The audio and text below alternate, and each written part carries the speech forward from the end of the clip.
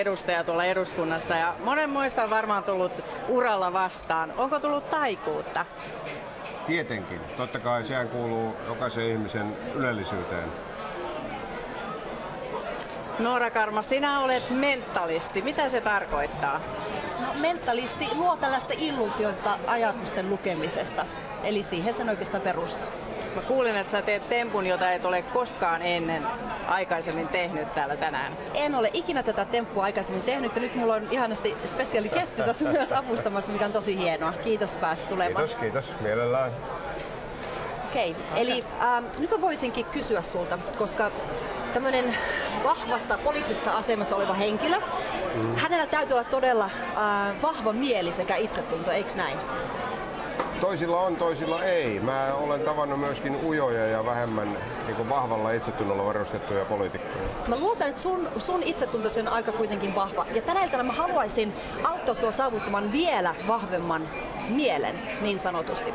Ja tähän liittyen me voitaisinkin tehdä pieni temppu tätä pilliä hyväksi käyttäen. Eli jos pistät kädet alas, jos sä nyt pystyisit ajattelemaan tätä pilliä ja yrität siirtää sitä ajatuksen voimalla, ei puhaltamalla, pelkästään ajatusten voimalla.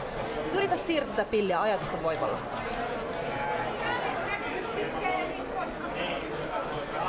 Ei toimi. Aika vaikeaa. Itse asiassa tää on ehkä jopa mahdotonta. Mutta nyt mun tehtävä on tehdä mahdottomasta mahdollista.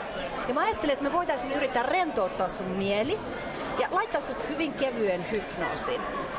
Sopisiko sulle? No se on vasta sitä, mitä sovittiin, mutta katsotaan. Mutta elämä on yllätyksiä täynnä. Eli sä voisit tulla seisomaan tähän. Hyvä. Ja sun tehtävä on rentoutua, laita vaikka jalat yhteen ja kädet näin.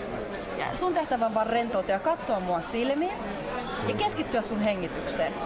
Täydellisesti rentoudut ja hengität syvään, okei? Okay? Ei tarvitse tehdä mitään muuta, kun sä vaan rentoudut. Ja nyt me tehdään hyvin kevyt hypnoosi musiikin avulla. Hengität nenän kautta sisään ja suun kautta ulos. Nenän kautta ulos, sisään ja suun kautta ulos. Hyvin rauhallisesti. Ja katsot mua vaan silmiin ja rentoudut. Keskity tähän hengitykseen.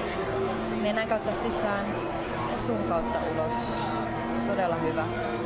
Etsi katosta joku piste ja tuijotat sitä pistettä koko ajan, kun sä hengität sisälle ja keskityt siihen hengitykseen. Ja ulos suun kautta. Ja vielä syvempi hengitys. Keskityt hengitykseen, hengität sisään ja ulos suun kautta. Todella hyvä. Ja vielä syvempi hengitys. Ja ulos suun kautta. Todella hienoa. Ja vielä rentoudut. Syvempi hengitys ja voit sulkea silmäsi. Suljet silmät, voit sulkea silmät ja pidät silmät kiinni hetkisen ja rentoudut vaan. Hengität sisään ja ulos. Keskityt hengitykseen koko aika, rentoudut, hengität sisään ja ulos. Ja pidät silmät kiinni, kun sä rentoudut.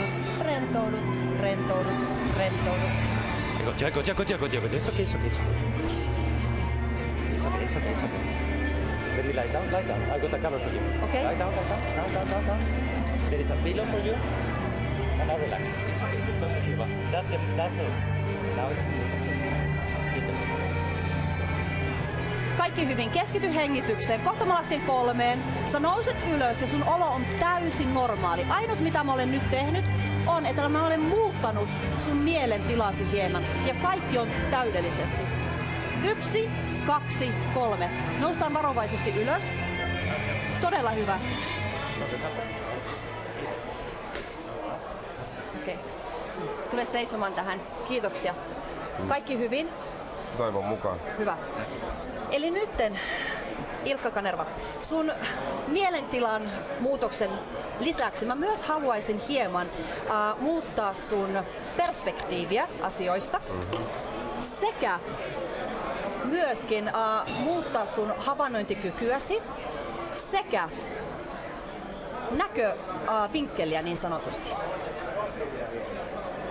Ilkka Kanerva. Liikuta kynää.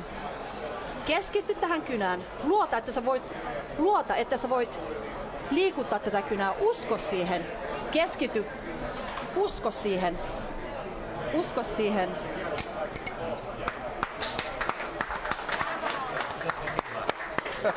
Kiitoksia. Ilkka, Kiitos. todella uskomatonta. Mutta nyt vielä. Mä itse uskon vankasti, että ihmisen mieli on paljon vahvempi kuin ihmisen keho. Okei. Mä haluan näyttää sulle yhden jutun. Okei. Oletko ikinä kuullut aikaisemmin termistä nimeltä one inch punch? Never in my poor life. Okei.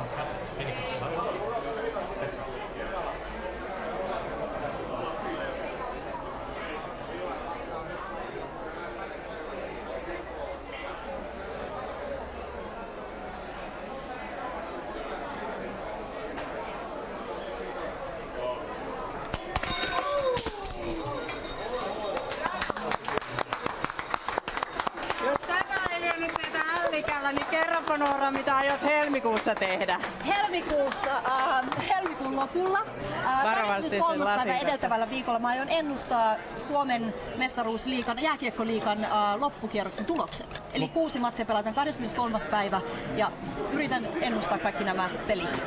Lupaatko, että Ilves voittaa? Come on, Tepsi.